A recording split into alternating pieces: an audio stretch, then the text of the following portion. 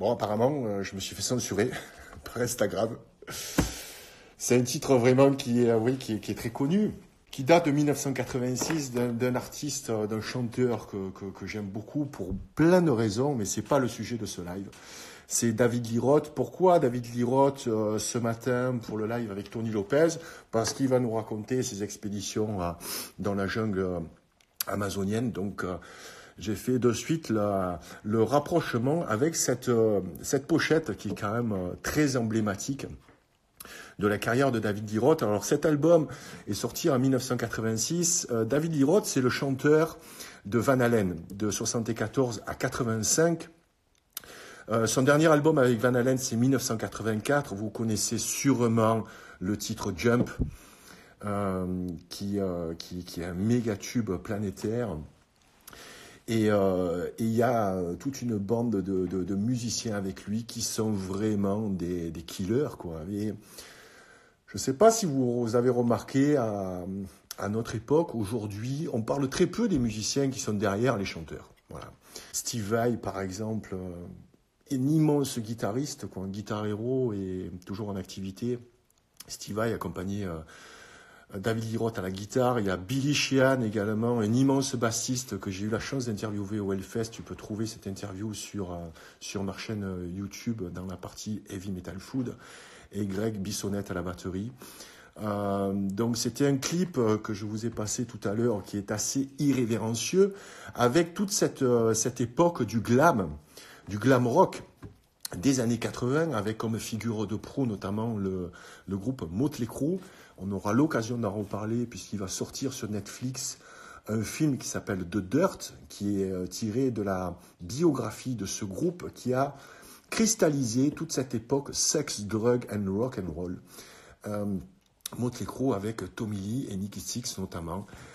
Et David Lee Roth donc fait partie aussi de cette période, je dirais, de glam avec ses coiffures assez, je dirais, exubérantes, à coups de lac et de gel avec des spandex en fluo et tout ce côté en fait travesti qui n'a rien à voir avec l'époque qu'on connaît aujourd'hui, avec les Conchita Wurst et autres Bilal Hassani. Mais on aura l'occasion d'en reparler. Donc le lien s'est fait naturellement par rapport à cette image et je vais avoir le plaisir donc d'accueillir sur ce live Tony Lopez, notre ami Tony Lopez. Je sais qu'il apprécie la musique des années 80, je sais qu'il apprécie notamment Iron Maiden. Et donc, pour l'accueillir, j'ai trouvé un t-shirt dans mon armoire et qui était un petit peu, je dirais, enfoui sous un tas d'autres t-shirts. C'est un t-shirt donc de Rambo. Rambo, pourquoi alors ce t-shirt? Parce que Tony Lopez est coutelier. Donc là, tu vois, un magnifique le couteau qu'avait Rambo. Tony nous expliquera ce que c'est comme type de couteau. Rambo aussi, un film, là aussi, désolé, sorti en 1982.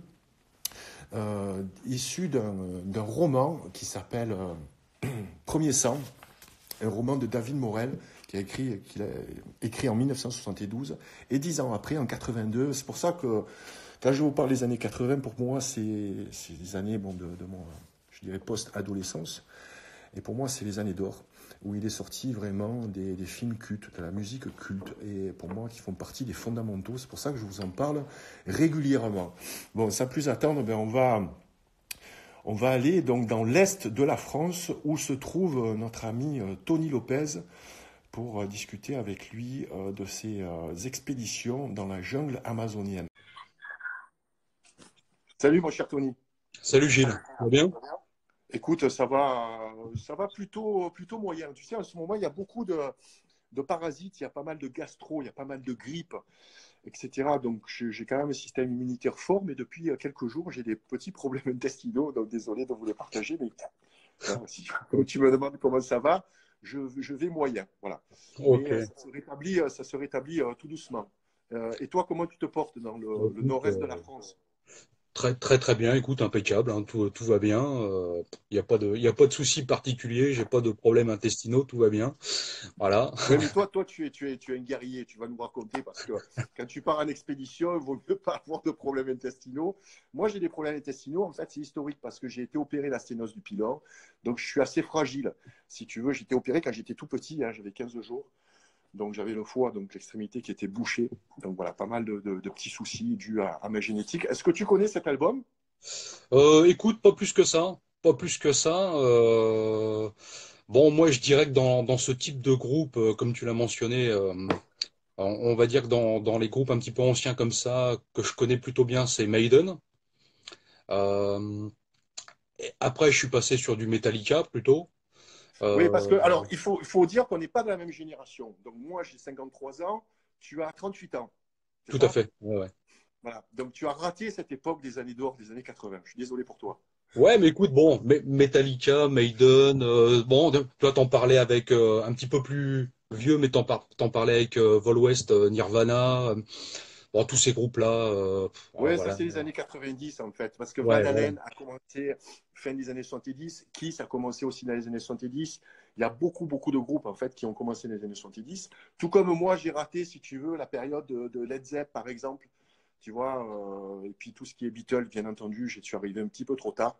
Il suffit qu'il y ait un petit écart d'une dizaine d'années voilà, où on passe à autre chose. Et c'est vrai que Metallica fait partie de ce nouveau courant du métal, où en Ouais, fait, ils ont accéléré les tempos. Mais moi, ce que j'aime beaucoup, tu vois, dans ce type d'album, c'est que si tu as l'occasion de l'écouter, ça rappelle vraiment cette période des années 80 qui était on baignait un petit peu, je dirais, dans l'insouciance. Hein. ouais.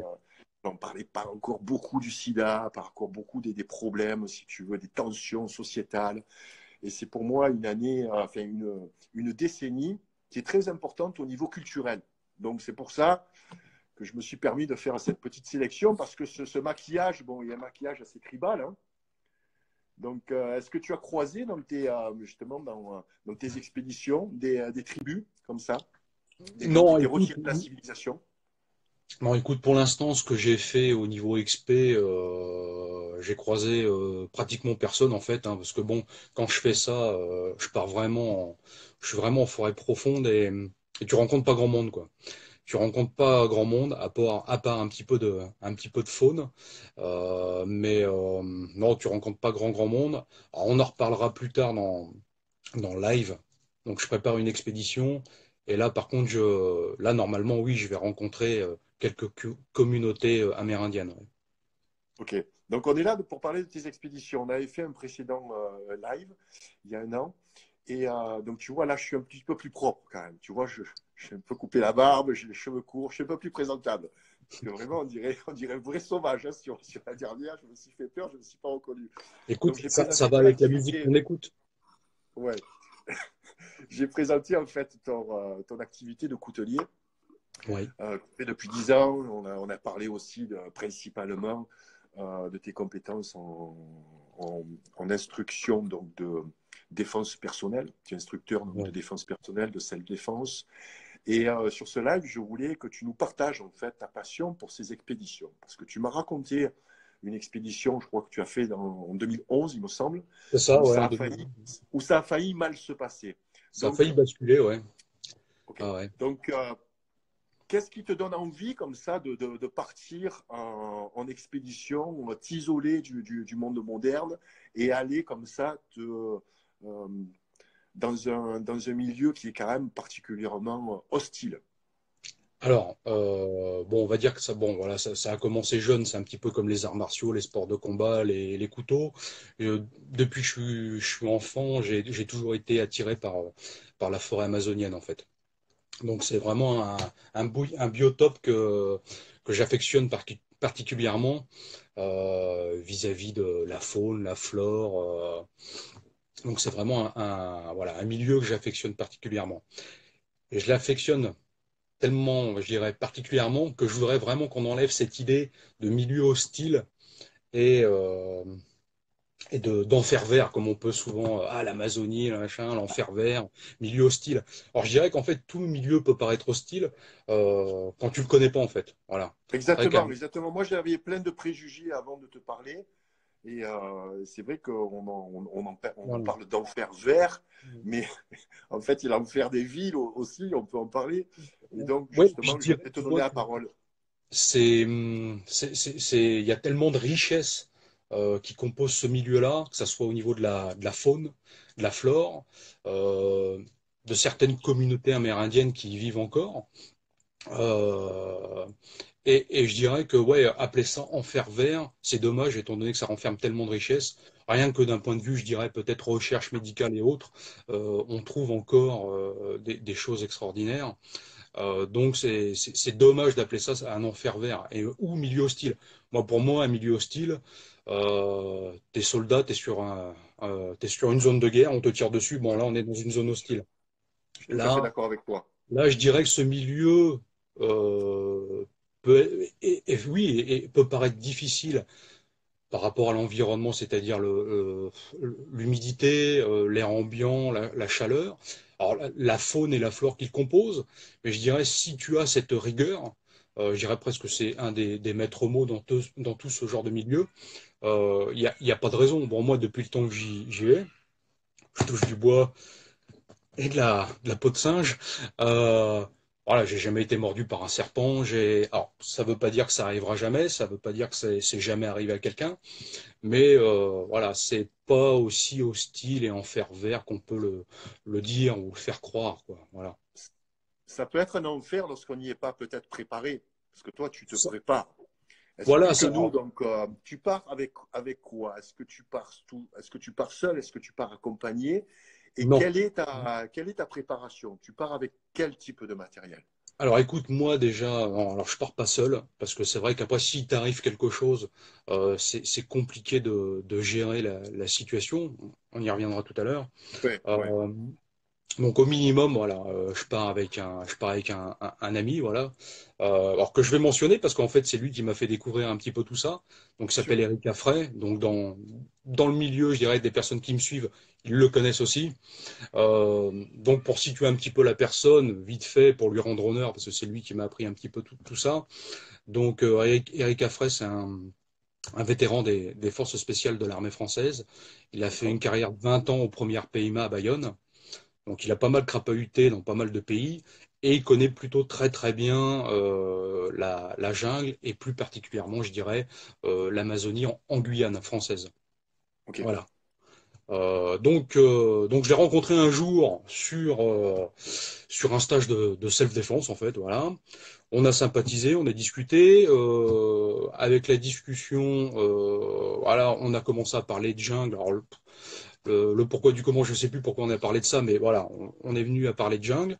Et peut-être 1 ou 2 ans après, je suis parti pour la première fois avec lui. Donc moi, bon, ma première fois en jungle, c'était en 2009. Ok. Et donc Donc c'est c'est lui vrai qui que t'a bon, initié. voilà, il m'a initié vraiment au milieu. Bon, moi, je te dis, je connaissais, mais que d'un point de vue, je dirais, télé et livre. Donc, Ouais. j'ai toujours été passionné, mais j'avais jamais eu l'occasion d'y aller. Donc, et c'est vrai que tu as des milieux comme ça, comme l'Amazonie, où tu peux lire plein de choses, tu peux regarder plein de reportages, donc tu peux te faire une idée sur la chose, mais tant que tu n'as pas déposé les pieds dans ce milieu-là, tu te rends pas compte, quoi. Tu te rends pas compte, et en fait, c'est une forêt extraordinaire. C'est d'un point de vue de la faune, de la flore, des odeurs, de tout, quoi. Je dirais une fois que tu y vas pour la première fois, bon, c'est soit tu aimes pas. Voilà, tu tombes amoureux, tu reviendras, ou soit tu Ok. reviendras plus jamais, quoi. Ok. Donc tu pars comment? Tu pars avec quel matériel? Comment est-ce qu'on vous apportez à manger? Combien de temps ça dure en général? Alors écoute, en moyenne, nous on part, quand je dis nous, c'est parce qu'on part souvent à deux ou à quatre, avec deux autres amis encore. Euh, Donc souvent on part ouais, une dizaine de jours, 10 15 jours. Voilà, on est tout seul pendant ouais, 15 jours à peu près. Vous êtes complètement coupé du monde. Ah ouais, on est complètement coupé du monde. Bon, ouais, pas de téléphone portable parce qu'il n'y a pas de réseau forcément. Nous, on part dans une ambiance un petit peu particulière, c'est-à-dire que bon, c'est pareil, on prend pas de balise GPS, on n'a pas de téléphone satellite. Ça Euh, c'est un point intéressant parce que c'est comme je t'ai présenté sur les lives précédents, je dis que tu faisais des expéditions comme ça un petit peu sans filet. alors Vous avez ouais, écoute, alors ça peut paraître un petit peu de la folie, je dirais, parce que c'est vrai que dans l'absolu, t'as rien à prouver à personne. Euh, mais ça nous donne un petit peu cette rigueur, tu sais, ça te donne un petit peu cette ouais, rigueur. C'est con, hein, mais c'est vrai que forcément, tu sais que là, si t'arrive quelque chose, là, pour te donner une idée, moi, la dernière fois que j'y suis parti, c'était en 2017, je crois. Euh, on était vraiment en forêt profonde, quoi. On est parti, on a fait une grosse partie en pirogue, et après à pied. Et dans l'absolu, je dirais que si la pirogue était cuite et si on aurait dû faire tout le retour à pied, je pense qu'on aurait été à une semaine de la civilisation, quoi. Donc là, forcément, bon, il t'arrive quelque chose, c'est vite compliqué. ouais. Maintenant, Est-ce que ça change au niveau du mental justement quand tu as plus ce filet de sécurité? alors oui, forcément, ça change parce que t'essayes d'être rigoureux au maximum. Alors après, c'est vrai que c'est compliqué parce que je dirais plus les jours passent. Ça, c'est vrai que ce type de milieu où il fait chaud, où tu fais des efforts physiques, où il y a de l'humidité, c'est vrai que plus les jours passent et plus tu vas descendre au niveau physique. Donc là, c'est le mental qui doit reprendre un petit peu le dessus. Maintenant, t'es pas à l'abri d'une connerie, hein, on est d'accord, hein, mais c'est vrai que ça te donne cette rigueur supplémentaire. Voilà, ça te donne cette rigueur D'accord. supplémentaire. Maintenant, je t'avouerai que, on en rediscutera tout à l'heure, mais Ouais, l'expédition que je prépare, qui va être beaucoup, beaucoup plus longue, ouais, bon, là, je vais partir avec une balise satellite parce que bon, voilà, ok. on va arrêter un petit peu les conneries. Et puis, je dirais que bon, moi, dans l'absolu, ça me gêne pas forcément. Maintenant, je sais que Ta famille. euh, ça va rassurer un petit peu ma famille, ouais. Ouais, Ouais, ouais. ouais. Quel plaisir tu as comme ça, à aller crapahuter comme ça dans la jungle. Il fait chaud, c'est humide, il y a pas, vous gagnez pas de prix, quoi. C'est pas une course, c'est pas les Spartan Race, tu vois. En fait, vous faites ça sans forcément aussi sans le médiatiser, en général. Euh, qu'est-ce que ça t'apporte? Quel plaisir tu trouves? Alors écoute, comme je te l'ai dit, bon, déjà, c'est un milieu que j'affectionne particulièrement. Donc forcément, ça aide. Donc après, bon, moi, c'est pas une question de prouver quelque chose à quelqu'un. Je dirais plus que c'est un peu comme quand tu fais du combat en compétition ou autre. Souvent, bon, ah oui, forcément, tu combats contre un adversaire physiquement, mais souvent, c'est le combat, il est surtout pour toi-même, quoi. Donc, je dirais, bon, moi, ça me permet, voilà, de me tester physiquement, un petit peu où j'en suis, de te tester surtout mentalement, parce que dans ce genre de milieu, c'est surtout le mental qui reprend un petit peu le dessus. On va en Euh, parler, ouais. euh, et je dirais que ouais, ça, voilà. Alors, bon, on se retrouve entre copains aussi, entre copains qui aiment ça. Oui, Alors, en fait, vous êtes des grands adolescents, quoi. Moi, je faisais ça quand j'étais ado. Je partais un petit peu dans la pinade de mon grand-père. Je partais pas d'expédition, hein. Mais bon, tu te fabriques tes cabanes, tu vois, tu vis un ça te petit peu à la permet de, sauvage, entre gars. Tu te voilà. prépares à manger. Et ce Est-ce qu'il que faut vous pas chassez? oublier. Ah, comment vous faites pour bouffer? Alors, écoute, nous, on emmène. Alors, c'est pas forcément, je dirais entre guillemets, un trip chasse. Parce que le but, c'est pas forcément sans priorité. Voilà. D'accord. Maintenant, nous, on emmène de la nourriture en backup pour quelques jours. Et après, s'il faut chasser, on chasse. Alors bien sûr, en respectant toutes les lois en vigueur de la chasse sur zone, hein. Et puis voilà. Donc je te dis, Qu'est-ce que moi, vous c'est partez à manger? C'est quoi? C'est la nourriture déshydratée? C'est parce que quand même, c'est un stock, quoi. Vous non. partez une semaine, 10 jours. En fait, ça dépend. Ça dépend. C'est-à-dire que moi, je pars, on va dire, je pars de deux manières différentes. Soit je pars avec mon pote Eric, où là, on est vraiment dans du très light. On est dans l'ultra light au niveau équipement. Poids-volume très important quand tu fais ce genre Ouais. d'expédition. Parce que plus tu portes lourd, bah, plus tu vas être fatigué, hein, c'est clair, hein, physiquement, tu vas vite sombrer. Donc, on essaie de faire très léger et le moins volumineux possible. Donc, du coup, là, au niveau bouffe, c'est assez rébarbatif. Alors, moi, ça me gêne pas particulièrement, mais c'est quasiment tous les jours la même chose. Donc, viande séchée, pâte chinoise, viande séchée, pâte chinoise, viande séchée, pâte chinoise. Voilà. Patinoise, c'est en fait, tu mets l'eau chaude, c'est ça? Ouais, c'est ça. Ok. Voilà. Est-ce que tu portes Donc, des sucres? Est-ce que tu portes des fruits secs? Est-ce que tu portes des oléagineux? Est-ce que. alors écoute, ouais, alors de temps en temps, ça nous arrive de prendre tout ce qui est fruits secs, noix de cajou, qu'est-ce qu'on emmène d'autre? Ouais, voilà, écoute, des petits, voilà, on emmène ouais, à peu près que ça, quoi. On Ok. n'est pas. Mais comment vous faites pour l'eau? Alors l'eau, Parce que écoute, l'eau, c'est c'est pas quand même forcément. la priorité. Ouais, ouais, l'eau, c'est une des priorités. Ouais. Alors écoute, nous, dans les zones, parce que forcément, on connaît un petit peu les zones où on va, hein. Ouais, Donc on sait il y a des rivières qui passent à cet endroit-là. Voilà, d'accord. on connaît à peu près les zones. Donc voilà, il y a de l'eau.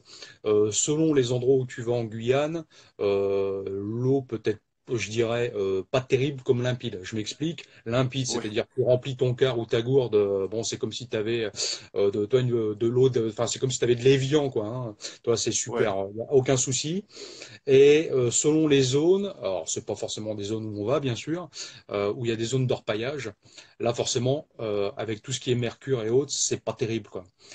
Ok. Donc moi, je te dis, dans les zones où nous on navigue, donc en forêt profonde et tout, et les rivières qu'on connaît un petit peu.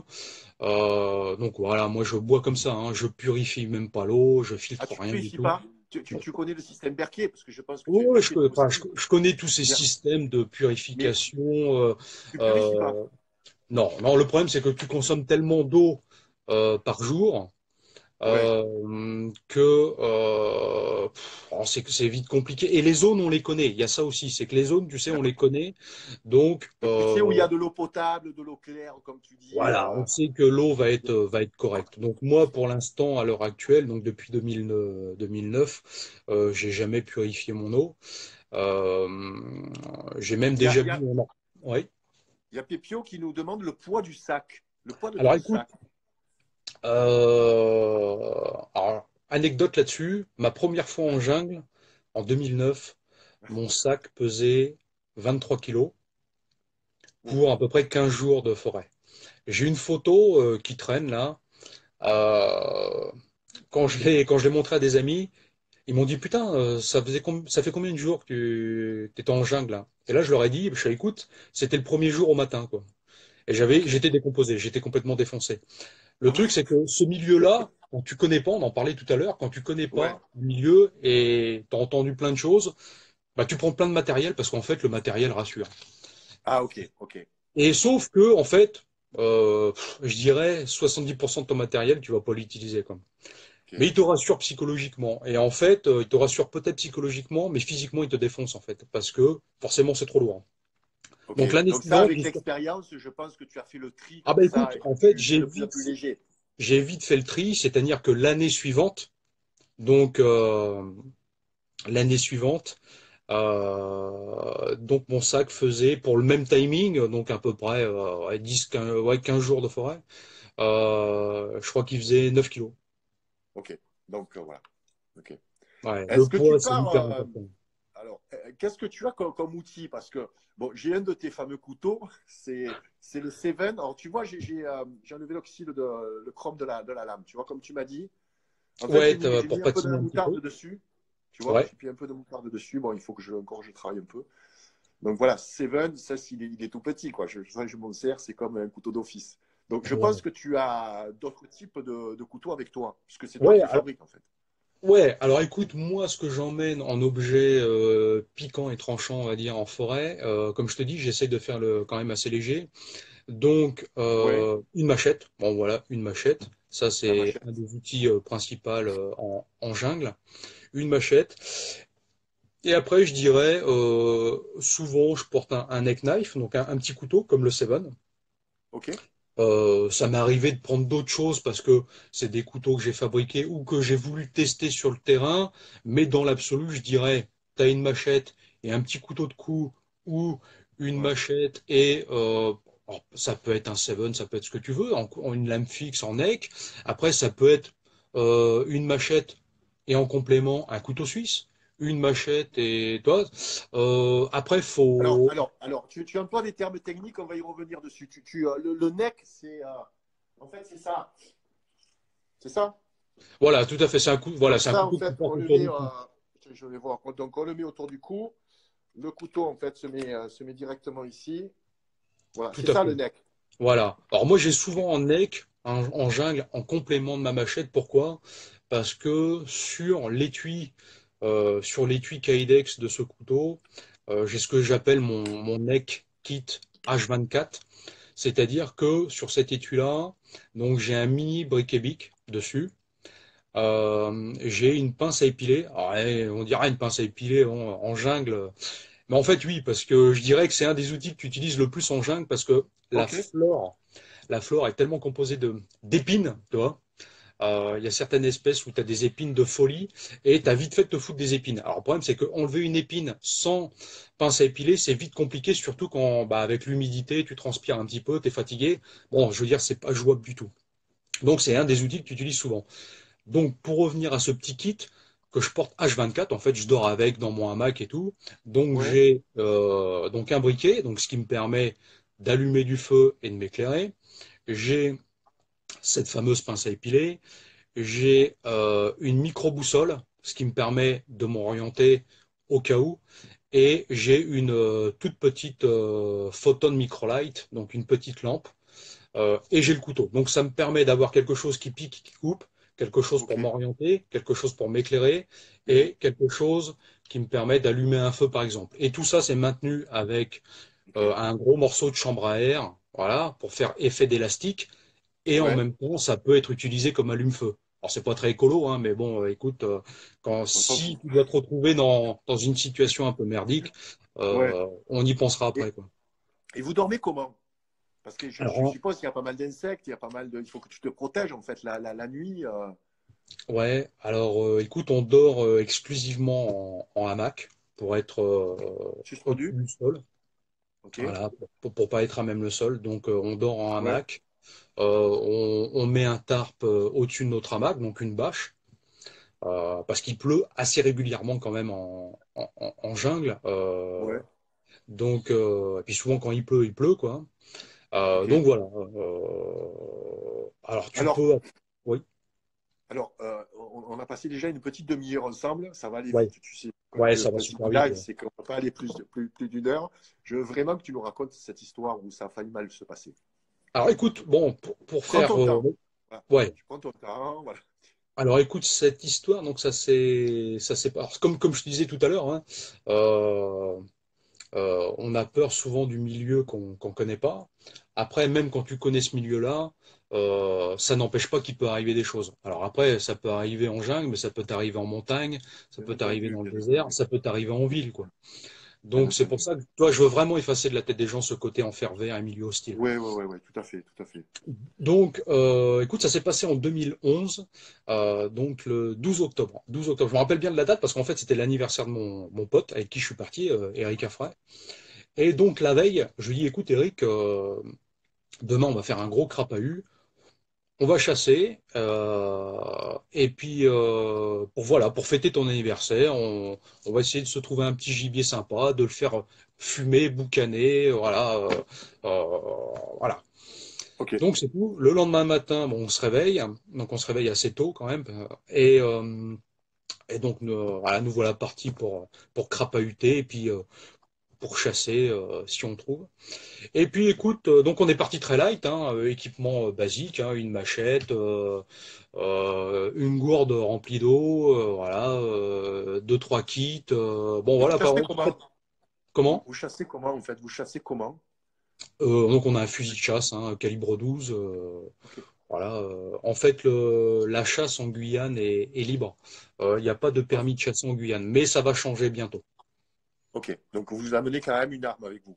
Voilà, oui, oui, on a un fusil de chasse chacun quand Ok. on part faire ce genre de petites sorties. Ok. Ok. Donc c'est tout. Bon, voilà, on commence à crapahuter. On crapahute, je sais plus vers quelle heure on a décollé, vers 8-9 heures du matin ou à 9 heures je crois, donc on crapahute, bon voilà, le temps passe, je connais un petit peu la zone, bon, mon ami connaît beaucoup mieux la zone que moi parce que lui il a 25 ans d'expérience de jungle, donc bon voilà, il connaît beaucoup mieux que moi, donc c'est tout, on se suit, voilà, on boit, bah forcément tu bois, hein, parce que bon, en moyenne, faut compter à peu près sur une journée complète. Moi, je bois à peu près, alors ça dépend ce que tu fais comme activité, mais on va dire entre 5 et 8 litres d'eau, quoi. Voilà. Ouais. C'est une quantité énorme. Et- ouais, ouais, ouais. Et enfin, à peu près, ouais, je te dis, hein, c'est la moyenne, quoi, que nous on fait, parce qu'on crapaille beaucoup quand on y va. Et donc, du coup, c'est tout. Bon, voilà. Et à un moment, mon pote me dit, écoute, il me dit, putain, je mens. Là, la zone où on est, elle me dit, écoute, on n'est pas perdu, mais elle me dit, bon, ouais, bon, voilà, faut qu'on refasse un petit point topo. Bon, écoute, on refait un petit point topo. Bon, on continue de crapahuter. Bon, voilà. Au bout d'un moment, alors je sais plus quelle heure il était, hein, mais le timing passe. Il était peut-être 11 heures. Bon, moi, j'avais plus d'eau dans ma gourde. Lui, il avait plus d'eau. Bon, le problème, c'est que voilà, on trouvait pas d'eau. Bon, c'est tout, hein, c'est pas grave. On continue. On savait qu'il y avait une rivière un petit peu plus loin, normalement. Et puis on crapahute. Les heures passent. Moi, je commence à sentir un petit peu la déshydratation, la bouche vraiment sèche. Sèche. Euh, Ouais. le- Lui, pareil, tu vois, on commençait à être plus dans le négatif là que Ok. dans le positif, quoi. Ouais. Donc bon, c'est tout. On continue de crapahuter, on continue de crapahuter. Alors là, on commence vraiment à être rincé physiquement. Mon pote là me dit, écoute Tony, bon là, faut vraiment qu'on fasse une pause. On va, on va s'asseoir tranquille, on va se poser, on va fermer les yeux pendant 10 minutes, Ouais. voilà, pour se reposer physiquement et mentalement. Et après ça, on refera un point topo, mais voilà. Tu vois, on commençait déjà au niveau réflexion, au niveau mental, à avoir du mal, quoi. Ok. Bon, c'est tout. Donc on s'assoit, on se pose. Et en fait, bon, on était quand même pas mal crevés, et puis la déshydratation commençait à se faire sentir. Et en fait, putain, je me suis réveillé, moi, comme ça, en sursaut. Et en fait, on était allongés par terre, et ça faisait 1 heure qu'on était allongés, comme des merdes, quoi, on va dire. Tu vois, Ouais. Ouais. alors, putain, je regarde l'heure, je dis, merde, putain, ça fait 1 heure qu'on est allongé là. Bon, tu te checkes un petit peu, hein, tu regardes toujours un petit peu, vu les bestioles qui traînent, tu dis, bon, Ouais. bah, tiens, hein. Donc, tu vois, comme quoi, 1 heure allongée par terre en pleine jungle, même pas une petite morsure, rien du tout. Donc, c'est pas un milieu hostile, tu vois. Ouais. Ouais. Ouais. Et, euh, et donc, du coup, bon, on est de la chance, hein.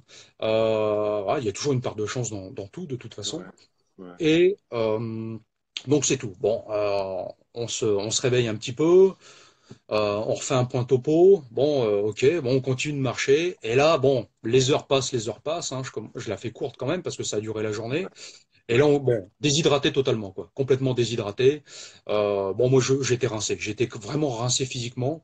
Tu Euh, commençais à avoir des crampes comme ça, ouais, écoute, là, je des- commençais à avoir des crampes. Mon pote, il commençait à avoir des crampes. Et lui, il commençait à avoir des troubles de la vision. Donc c'est tout, on continue, on trouve pas d'eau, on trouve pas d'eau.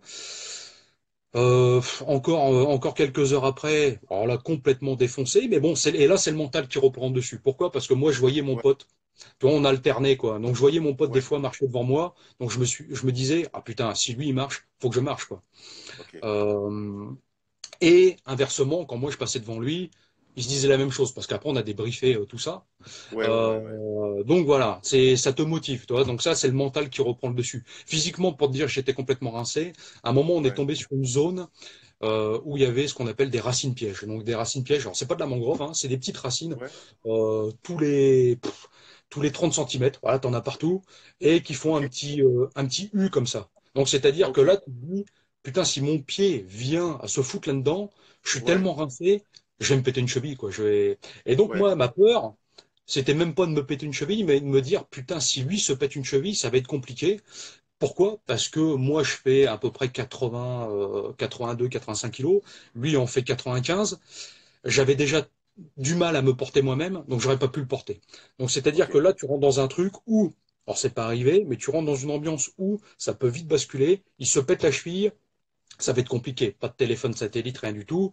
Je vais pas Ouais, abandonner mon pote en plein milieu de la jungle et lui dire, écoute, je reviens dans 5 jours avec les secours parce que je le retrouverai jamais, étant donné que je ok, peux pas faire de waypoint avec GPS, étant donné qu'on n'en avait pas. ok. Euh, Et donc là, là, tu dis, est-ce que la peur comme ça, est-ce que la peur prend le dessus?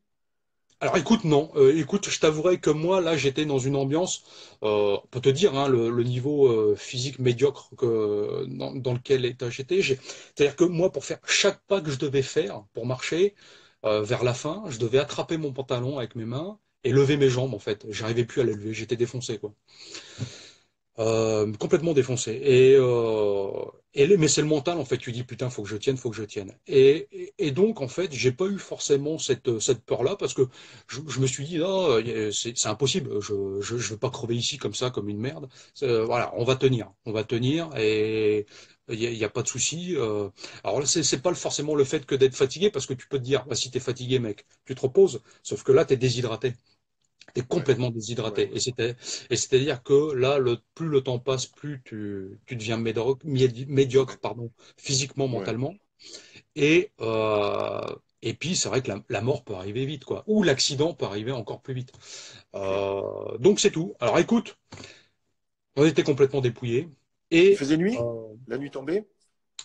alors, pas encore. Là, la nuit, elle allait bientôt tomber, parce que ça tombe assez tôt quand t'es en plein milieu de la jungle. Il fait vite nuit. Ouais, Et écoute, un moment, on tombe sur une mare d'eau. Ah, on tombe en plein milieu de la forêt, là. On tombe sur une mare d'eau, mais stagnante, quoi. Pourrie, hein, vraiment pourrie. Et là, écoute, j'ai pas cherché à comprendre, quoi. J'ai vraiment pas cherché à comprendre parce que infiltré. là, ce côté, ah, je vais boire avec. Alors, j'avais une paille filtrante, hein, sur moi en plus, tu vois, pour te Ouais, dire. ouais, Mais quand tu es dans cet état-là physique et mental, tu réfléchis pas à toutes ces conneries, t'as pas le temps, tu vois, tous ces trucs que tu vois dans. Alors, c'est bien, hein, dans les cours de survie et tout. Et moi, le premier, on le dit, l'eau, c'est ouais, important de faire ouais. attention. Ben Et oui, quand tu es dans un état comme ça, tu as vraiment du mal à réfléchir. T'es plus à d'accord. 100%. Donc du coup, moi je suis arrivé, j'ai rempli ma gourde Nalgene, là, je l'ai remplie, voilà, comme ça. Alors il y avait des conneries dans la flotte, hein, mais hop, j'ai avalé 1 litre. Et là, en Ouais, faisant ça, je me suis dit, ok, là je suis vivant, je serai peut-être malade dans 5 jours, mais aujourd'hui je suis ouais, vivant, je vais pas mourir. ouais, ouais, ouais. Et on verra après. Et après, j'ai rebu 1 autre litre. Et là, bon, toi, comme quoi tu bois 1 litre, ça va mieux. J'ai fait un espèce de pré-filtre avec ma casquette, toi, voilà, Poum, Ouais. pour enlever les œufs de Le moustiques, plus de gros, conneries et ouais, le tout. plus gros. Voilà, donc pour enlever le gros, tu vois, le gros truc. Mais bon, juste avant, j'avais bu 1 litre d'eau dégueulasse. Mais au moins, Ouais, tu vois, là, on s'est dit, pas de souci. Nous, on connaît un petit peu le milieu. On va bivouaquer là, c'est pas grave. On va dormir là, mais ouais, on est vivant. C'est le principal, on est vivant, ouais, on a bu. Et là, comme on se sentait mieux physiquement, et en fait, surtout mentalement, parce que tu dis, putain, j'ai bu, c'est pas aujourd'hui que je vais mourir. ouais, On s'est dit, tiens, allez, il fait pas encore nuit, on va crapahuter un petit peu et peut-être on va retrouver. Et écoute, 1 heure ouais, même pas 1 heure plus loin, on a retrouvé notre rivière, donc on savait où on était. ok. Donc soit on pouvait rester là sur zone pour bivouaquer, parce qu'il commence à se faire tard, soit Ouais, on remontait tout à pied, mais bon, c'est beaucoup plus long pédestre que fluvial. ouais, Et je dis fluvial pourquoi? Comme quoi des fois tu tombes sur des trucs de folie en jungle. ouais. Et écoute, on est tombé sur une planche de surf, en fait. Alors, c'est Hein? hallucinant, hein. On est tombé sur une planche de surf. Dans la Euh, jungle? ouais, écoute, bon, c'est tout. On est tombé sur une planche de surf. Et en fait, on est monté dessus, on s'est assis dessus. Et puis, Ouais, on a remonté la rivière comme ça, assis comme deux gosses sur une planche de surf, en train ah ouais, de pagayer avec nos mains, tu vois. incroyable.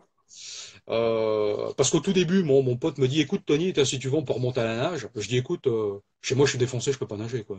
Je peux pas, Ouais, quoi. ouais, Et en fait, on est tombé là-dessus. Bon, un truc de folie, quoi. C'est une anecdote, c'est un truc. Enfin, je veux dire, tu l'as pas vécu en live. Les mecs, ils disent, attends, une planche de surf, tu me prendrais pas pour un ouais, con. Mais bon, c'est assez hallucinant. Donc, du coup, c'est une anecdote assez sympa. Et donc après, bon, on était content d'être vivant, bien sûr. On a redébriefé vite fait après, quand on est arrivé sur notre ouais, lieu de bivouac, tu vois. Et, ouais. euh, et comment Est-ce donc est-ce que tu en as lui, tiré des enseignements? Est-ce que tu en as tiré des enseignements de cet ouais, accident? alors écoute, les enseignements, bon alors on va dire que il y a certains trucs, enfin je les connaissais déjà, c'est-à-dire que les enseignements, c'est que quand tu pars à deux dans ce type de milieu, ça peut vite déraper. C'est-à-dire que c'est brancarder quelqu'un quand tu es tout seul, c'est compliqué, quoi. Quand tu es à trois, forcément, déjà, ça va mieux. Ok. Il y en a un qui peut partir, il y en a un qui peut rester avec lui s'il est blessé. Ok. Donc à deux, c'est vrai que bon, c'est un petit peu compliqué. Bon, tout seul, pour moi, c'est de la connerie. À deux, Ok. ça se fait. Ouais. Maintenant, ça peut être compliqué. À trois, c'est Euh, plus sécure. Maintenant, je t'avouerai que depuis cette petite anecdote, on prend un GPS avec nous. On n'a pas de téléphone satellite, mais on a un GPS avec nous, ce qui permet de faire des waypoints quand même au cas où. Et puis l'enseignement, bah, t'as envie de dire, bon, moi, je pense que j'ai été vraiment quasiment à ma limite physique, tu vois. Ok. On débriefait avec mon pote et il me disait, donc lui qui a instruit énormément de mecs durant Ouais. sa carrière, il m'a dit, écoute Tony, il me dit, je pense que on n'aurait pas trouvé la flotte encore, alors, on donne une fourchette hein, parce qu'on peut pas être précis, mais Ouais. entre 2 et 4 heures de plus. Et il me dit, écoute, je pense qu'on mourrait quoi. Ah bon. Ok. Donc Ouais, vous il me avez dit, vraiment, bon. vraiment là, touché les limites, quoi. Ah ouais, ouais, écoute, Touché les physiquement, c'était limites. vraiment très dur. Maintenant, peut-être qu'on aurait peut-être tenu plus, je sais pas, toi, vu qu'on n'a pas Ouais. été plus loin. Mais je pense que physiquement, j'ai été quand même à un stade assez loin. Et puis c'est le mental qui reprend le dessus, parce que c'est ce qu'il me disait mon pote. Il me dit, ah putain, il me dit c'est bien parce que t'as pas craqué T'as dans pas ce genre de paniqué? situation. T'as pas paniqué. Et parce que bon, lui, durant sa carrière, comme je te disais, il a emmené plein de soldats en Amazonie. Et Ouais. t'as des mecs, en fait, soldats ou pas soldats, c'est le milieu qui fait ça et qui veut ça. T'as des Ok. mecs, au bout de 3 4 jours, ils craquent, quoi. Alors, pas Ouais. forcément physiquement, mais mentalement, quoi. Les mecs, ah putain, c'est les insectes, les Ouais. bestioles. Bon, voilà. Et en La fait, chaleur, donc, l'humidité, ouais. Il y a voilà. des questions là par rapport à ceux qui nous suivent. Il y a Yves Romor qui nous demande est-ce qu'on peut pas boire son urine? Alors écoute, dans l'absolu, je dirais que si t'as que ça, moi je dis pourquoi pas.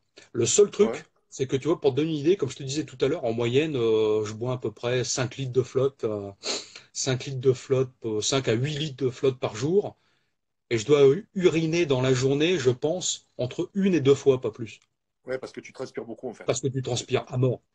Donc, D'accord. On peut pas bah, il récupérer suffit comme qu'à ça ce de moment. l'eau, par exemple. Ouais, excuse-moi. Ouais, vas-y, vas-y. On peut pas récupérer de l'eau dans des feuilles, parce que quand même Alors tu c'est une peux végétation récupérer. qui est assez humide, non, moi? Ouais. Alors, si t'es en saison des pluies, souvent les feuilles sont gorgées d'eau, donc tu peux en récupérer Ouais. par terre. Tu peux attraper une feuille, boire comme ça. Après, il y a Ouais. tout ce qu'on appelle liane à eau. Donc, c'est des grosses lianes que tu viens couper et il y a de l'eau qui va couler de cette liane-là. Et c'est une eau qui est vachement sympa en plus parce qu'elle est filtrée par le bois. Donc, en plus, elle a un petit goût de bois, c'est assez sympatoche. Ok. Maintenant, je t'avouerais que quand tu es dans un état physique et mental presque au bord de zéro, bon, t'as vraiment du mal à réfléchir, quoi. Ok.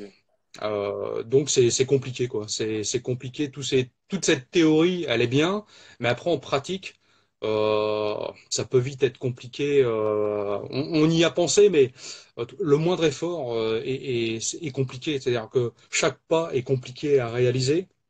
Donc, toi, c'est dur, quoi. C'est vraiment dur de réfléchir. Et on était en saison sèche, en plus. Alors, pour te dire, on était en saison sèche. Ouais. Ça veut pas dire que c'est le désert, hein, parce qu'en saison sèche, il pleut aussi en Guyane. Hein.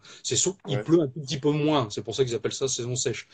Mais écoute, bon, en tout cas, ça a été une super aventure quand même, parce que un, ça s'est bien fini. Deux, c'est un petit truc à raconter aux copains, donc c'est rigolo. Et, Ouais. euh, et puis ça, j'ai partagé un truc assez extraordinaire avec mon pote. Et là, tu te dis, ouais, le mental compte parce que tu te dis, Ben putain, oui. si lui il tient, faut que moi que je tienne, et puis il faut que je tienne pour lui, et puis vice versa, Ouais. toi.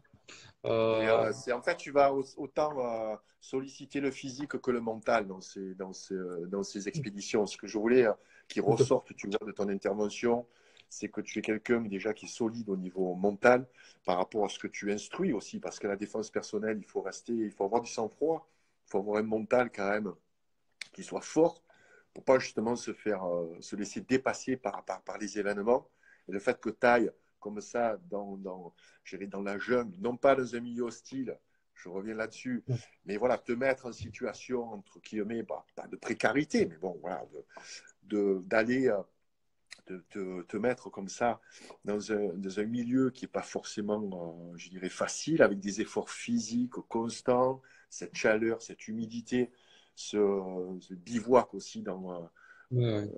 Mais tous déjà les quand soirs. je me fais couper, mais quand tu y vas et tu aimes déjà ce milieu, forcément, bon voilà, tu vois, c'est plus, il y a plus rien d'hostile pour toi, quoi. Et je te dis, cette anecdote, alors pas forcément avec ces mêmes détails-là, mais voilà, ça t'arrive en forêt, ça t'arrive à la montagne, euh, ça t'arrive partout, quoi. Ça t'arrive en ville, donc c'est tout. Après, Ouais. Bon, ça faut t'arrive prendre pas des au Club bons. Med, par exemple. Quand tu pars au Club Med, je Ça, pense que ça, alors, c'est. ça peut t'arriver un peu moins au Club Med, ça peut t'arriver un petit peu moins à Fontainebleau, mais tu es à l'abri de rien, quoi. Voilà, tu es à l'abri de rien. Et le problème, c'est que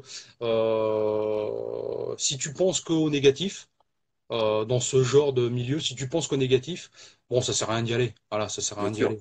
Et c'est pour ça évidemment. qu'il faut penser au positif, quoi. Voilà, Évidemment. c'est parce que souvent, quand on parle de ce milieu-là, on parle que du négatif. Souvent, moi, mes amis m'en parlent. Ah, Tony, les serpents, les machins, les jaguars, les Non. caïmans. Bah, il n'y a pas que ça, les mecs. Euh, il Ouais. y a tout le reste, il y a tout le reste qui est magnifique, quoi. Ouais, tu fais Euh, fantasmer aussi un petit peu les gens, tu peux romancer un petit peu. Il y a une voilà. question intéressante de Moon Astral qui nous demande concernant ta préparation, est-ce que tu prends un petit peu plus de poids?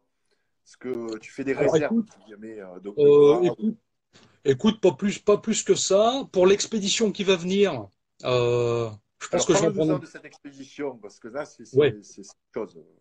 Alors écoute, pour faire court, en fait, donc là, je prépare une expé pour 2020 avec un ami, donc on sera deux. Donc qui va se passer, bon pareil, en Amazonie, en Guyane.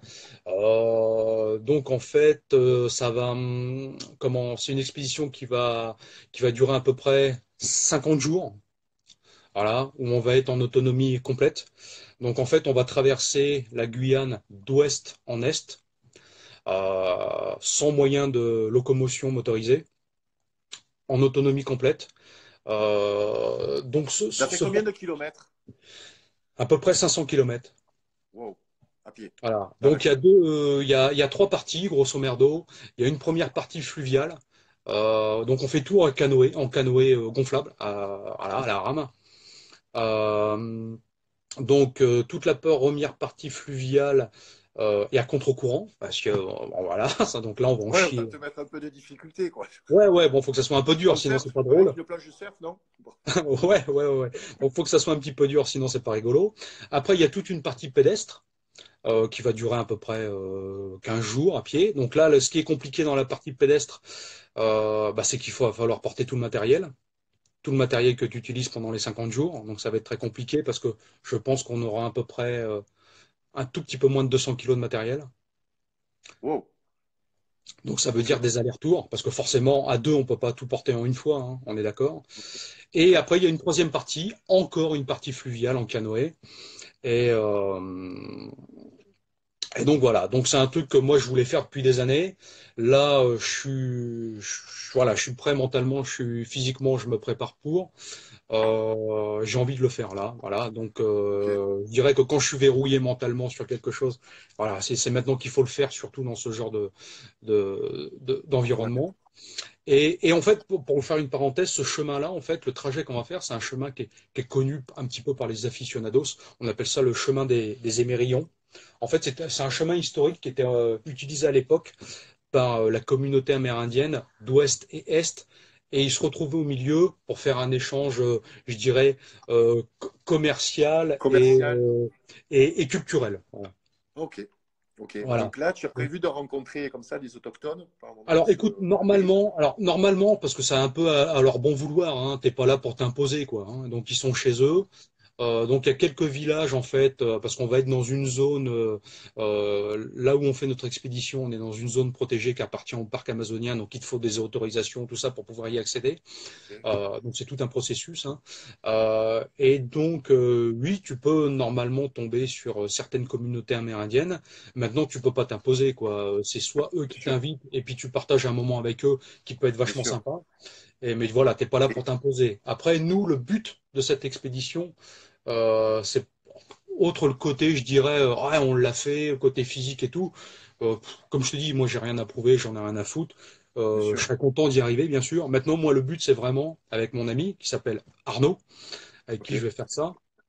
Ouais, enfin, c'est pareil, il faut que tu partes avec qui a les compétences et puis qui est un peu dans les mêmes tripes, parce qu'au bout de Bien 50 sûr. jours, Alors, si tu pars avec un con, ça va pas le faire, quoi. Donc, C'est ça. voilà, c'est la petite parenthèse. Donc voilà. Des Et questions, donc là, il y a des questions pratiques sur le live, Tony. Il y a Steve Skip qui nous demande quelle marque de chaussures tu utilises. Est-ce que tu peux nous donner ouais, un alors, conseil? écoute, moi, Parce que je pense que les chaussures, c'est quand même très important, non? Dans ce alors type pour ce type d'expédition. d'expédition là, pour la future que je vais faire, donc j'ai deux types de chaussures. Je vais avoir une paire de chaussures type basket plutôt pour la partie canoë. Ok, Voilà, c'est des baskets assez légères, c'est des Merrell. Voilà, c'est des Merrell d'accord. Ouais, voilà, c'est fait exprès pour le côté nautique. d'accord. Pardon. Et j'ai une paire de chaussures montantes. Donc j'ai deux paires en fait. Alors je vais pas emmener les deux paires, hein, mais j'utilise deux paires, j'alterne un petit peu pour tester. Donc j'ai une paire de Shiruka, voilà la marque Shiruka, modèle Sabana. Voilà, voilà, vous pouvez aller voir sur D'accord. internet. Et une Ok. paire de Jungle Boots de l'armée américaine. Voilà. Ok. Le côté pratique au niveau des chaussettes, etc., puisqu'il va y avoir de l'humidité, est-ce que vous les lavez, vous pouvez les faire Ouais, sécher? alors écoute, on Comment ça n'emmène pas fonctionne? grand-chose, hein. C'est-à-dire que moi, je Ouais, multiplie par deux, c'est-à-dire que j'ai deux paires de chaussettes. Au niveau sous-vêtements, c'est des cuissards de running que j'ai pour mettre sous le pantalon parce que ça évite les frottements au niveau des cuisses quand tu marches, tu sais, avec la chaleur et tout. ouais, ouais. Donc voilà, j'ai deux trucs de chaque. J'ai des t-shirts hyper respirants en matière synthétique qui ça permet de sécher vite quand tu les laves le soir. Parce que tout ce qui est coton, Ah quand oui, tu les laves le soir, ça bah, le sèche pas. lendemain matin, si tu le remets, forcément, bon, il sera mouillé, hein. Alors bon, Ok. c'est tout. C'est une habitude à prendre, hein, de remettre des vêtements mouillés, quoi. Bon, voilà, ça peut paraître un peu chiant au début, mais c'est tout, c'est comme ça. Et par contre, après, j'ai des vêtements que j'utilise que pour la nuit, qui sont dans des sacs étanches. Et coûte que coûte, ces affaires-là, je les utilise que pour la nuit. Parce que moi, au moins, comme ça, au bivouac, je suis sec. Voilà, je suis sec et je passe une bonne nuit parce qu'il faut que la nuit soit réparatrice physiquement et mentalement. Et puis le soir, c'est pas grave. De toute façon, même si tu mets des affaires humides, en sachant que, de toute façon, même si elles sont sèches, dans une demi-heure, elles sont trempées de sueur et tout. Donc, autant les mettre humides tout de suite. Voilà, c'est pas grave. Ouais, c'est fait. Il y a notre ami Bastien Bastinelli qui nous a rejoint, qui est venu un petit peu troller, hein, comme il fait d'habitude avec Vol West. Donc il demande Bastien. si tu es suivi par une télé et si tu seras nu. Bon, je pense que la réponse s'impose d'elle-même. Ouais, écoute, Et nous, là, il y a Tipio qui nous demande est-ce que tu vas pouvoir faire un retexte dans un carnet d'aventure? alors Est-ce que écoute, tu as. nous, pour expliquer un petit peu cette expédition, donc comme je te disais, nous le but c'est vraiment de partager, de faire connaître l'Amazonie à travers la faune, la flore, les communautés amérindiennes si on a la chance de partager du temps avec eux. Ouais. Et nous on va faire avec Arnaud, on va faire beaucoup de photos, beaucoup de Ok, vidéos. Il y a un site ok, internet qui va être présent sur internet dans quelques semaines, dédié qu'à d'accord. cette expédition-là. Ok, Euh, une autre anecdote, ce chemin, malheureusement, je dirais, a été rendu un petit peu célèbre. Je laisse tout le monde aller faire un tour sur Internet par ouais, un jeune aventurier français qui a disparu sur ce chemin-là, en fait.